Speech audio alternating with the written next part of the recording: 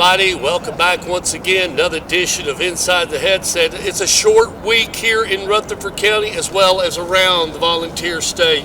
It's time for another edition of Inside the Headset. I'm on the campus of Riverdale. I got with me a guy I've been meeting with for 10 years. Today is the final show that I'll do this with him.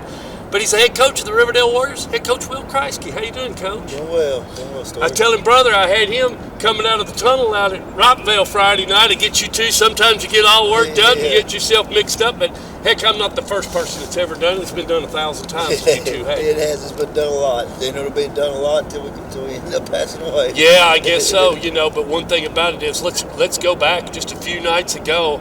A wild and electric Friday night, one of the best places to be. And if you're involved with high school football, I think one of the best places to be Friday night was out at Rockville and home with the launch pad, and just 48 minutes of just back and forth, and couldn't ask for anything better on a Friday night. No, we talked. We knew it was going to be a tough game. We knew it was going to be a physical game. That's what counts. That's what he stands on. And that's what he believes in is physical football. And he brought that look from West Tennessee to Rockville, and it was just a good old-fashioned Rutherford County football game. Two good football teams, and we were lucky to survive and come out of that one ahead.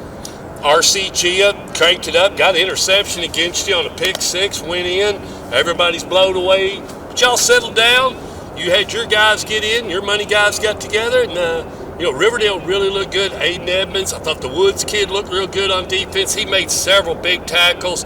Quarterback Gavin Hampton did a real good job, but back and forth, and what you expect. But Riverdale, they take another step this past Friday night. And what I mean by that is you continue to grow, and that 48 minutes out here, that's where you got to grow. You do grow through the week, but where you really grow, you see them grow on Friday night. That's under the lights. Yeah, they finished the game. It wasn't one of our best games. I thought if we would have played the second quarter like that the entire game, we'd have been okay. Well, Rockville had no pushover. No. They're there trying to. Yeah. Let's face it, everybody. That was a playoff game. If you wasn't watching, that was a playoff game. Come on. Playoffs atmosphere, and they were. Because if they beat you all, they're in. Yes, and they needed it. They played with that. They played with some confidence. You didn't see them hanging their heads in the past. They'd have hung their heads. When they got down 21-7, that's not who they are anymore. And, they buckled their helmet up. So we're gonna give you all we got. And it was good. 21-14 with 6 minutes to go in the game.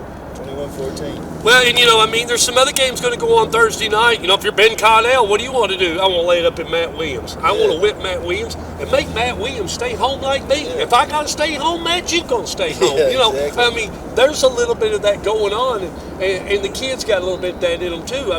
You're going into a big one Friday night. We're not making any bones about it. You're going over here to Ray Hughes Stadium. You're going to take on the number one team in the state. They're not white elephants in the room. They've got a loaded team. You've got a loaded team, but you wouldn't want it any other way, would you? No, that's what the Battle of the Borough. That's what you're supposed to expect, and they've got a good football team, like we just said. But you got a good football team. You've got your guys. You played for 9 weeks. You're ready to go, too. They're getting better, and, we're going to buckle up and go play. Let's go, let's go play some ball and let the chips fall. Well, we don't have anything to lose. No. Nothing to lose. Let's go. We're still playing next week. After this week, so let's go play. That's what I told brother. The second season may be the most. There's limited games in the second season, of course, and you live and die by Friday night. But at the same time, man, some of the best football's ahead of us. The memories these kids are going to take home with them, they're yet to be written. They're in front of you, kids. They really are. That's what I told them. I told them that don't take anything for granted. Don't take the weight room. Don't take the practice field. Let's start practicing elite. Because from here on out, you've seen elite teams. Yep. You've seen elite teams. Tell me one team that's not elite that we cannot face. Everybody's from elite, so you got to practice like you're elite every day. Well, and you need all three phases of the game. We're not monkeying around. Miles has got to be on defense. Aiden Evans has got to take care of. Gavin's got to take care of his guys. So you got 3 leaders that are on those sides of the ball that'll be leading the Warriors in. But I love the way it's set up. I like this playoff, and I think we talked before we got on there, and that is get through this one, regardless of whatever happens, get through this one, because, if you win, you know where you're going to be, and if you lose, you know where you're going to be. But either way, the table is set. It's going to be set at 10 o'clock Thursday night, and then from there, now I know what I got to do if I want to get back. Because really, if you do end up playing Oakland again, boy, it's going to be a heck of a season if you can get to that point. Because you know what? If you see them again, then you can tell your guys, well, we're in round 4. You're deeper than where you are. Exactly. So let me go. So just keep fighting, keep getting better, keep working. There's a lot of footballs left. Yes, it is. Well, we do want to say one thing. We want to recognize somebody that was on this show, and we've been talking about him, and not a lot of people know it, but Coach Adelot, you're out there and everything, and you watched a lot of these. This was his show. It started kind of with Coach Adelot. It did. And I never interviewed him, and when I called him and told him, I said, we're going to start something different. We're just going to expand that inside the headset to just you, Coach McDaniel, and Phillip. And that was the start of the template. Yes. We've kind of kept it going from there, but you've enjoyed it. You liked it. I mean, or otherwise you wouldn't put up with me and come out here every week. I've enjoyed it every week. Every time we got to do it, every fall, it's been fun. And there are over 100 of them. I mean, if you think about it, we met 8, 9 times. You've been in it over 10 years. There are over 100 times I made the trip over here to Riverdale, sit down and talk to you. And we got to promote Riverdale. We got to promote the community, and that's what it's about. As a head coach, you want to promote your community, your school, your kids, and just give everybody the opportunity to be seen. And that's what I appreciate you doing. I told Brother a while ago. I said, if we get into this round 3 or whatever, and Dr. Sullivan calls and whatever, and we want to tell NFHS and Gillespie and them that we're not going to let the league go through NFHS. We're just going to let it go live. We'll pay Stork or something, or WGNS or one of the other mediums or whatever. But, when you get that control, and we get 2 Rutherford County games in it sometimes, and with sprawl as our community is, when we don't get that, and football is such a big sport in the volunteer state, heck, we might as well just let both schools and just you all go ahead and everybody get together and everybody pay for it, charge an extra $1 at the gate and say it's for television, that make sure the broadcast gets to those people that can't be here. Not the ones that are going to sit on the couch at home, but there is a group of people that they can't get here. I mean, there's just no way for them to get here, and not only the week in, week out, because this time of the year, once we get into playoffs, boy, the weeks go by quick, don't they? I mean, you want to talk about a week, 5 days going by quick. Get into high school football playoffs and watch a week just go by like nothing, and the weather set in on it. You're exactly right. There's nothing like a week when it gets playoff week. It does. It goes by. I mean, it just don't take all night. It just don't take very long to stay all night in this town. If you're in football playoffs, I mean, your head hits the pillow, it's Friday. Whereas you're milking it to come, you're waiting for it to come. Man, there's just not enough days in the week to get ready when it comes for playoffs, because it's really quick. You get out here on Monday, you get the kids loosened up. Tuesday's about your biggest day of practice. Wednesday, you're prepping. Thursday, it's an easy walk through. Then Friday, you're in the game. You got to, and you can't just beat the heck out of them. You can't. Man, think about what Coach Rankin talks about. Coach Rankin this time of year, practice is what, hour and 10 minutes, maybe. Yep. I mean, we're not going through all that stuff. We've already done all that. You guys have already done all that. You know what's ahead of you. Exactly. I got to have your body for Friday night. Exactly. You got to be fresh. You don't want to burn the steak. If you burn the steak, it ain't no good, is it? No. You don't want to burn the steak Monday through Thursday. Well, one thing about it is, no matter how this thing tails out, I'm happy for you. I'm happy for the Riverdale Warriors, the performance and everything.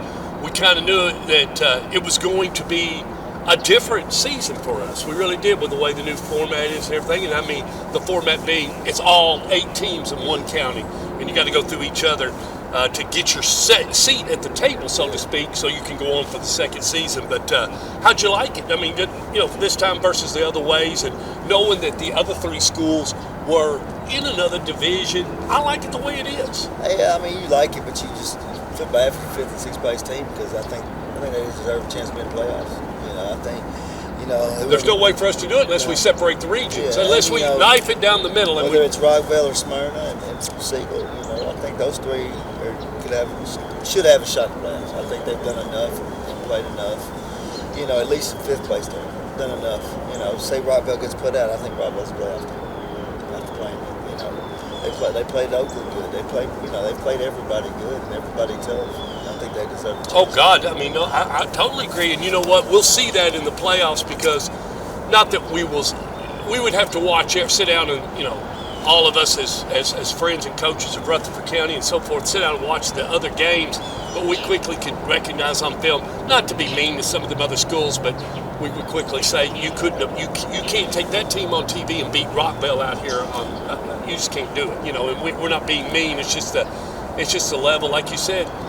Counts brought his game, and it wasn't Guthrie's game was bad or either. Guthrie had a good attack. Everything. Coach Rice had a good attack. Since that school's open, it hasn't been a lay-down school. They've stood up and said, we're not scared because, look, they got Riverdale. They've beaten Riverdale since they've been here, and they've beaten Blackman since they've been alive. So, I mean, look how long it took Stewart's Creek to even get a smell at Smyrna.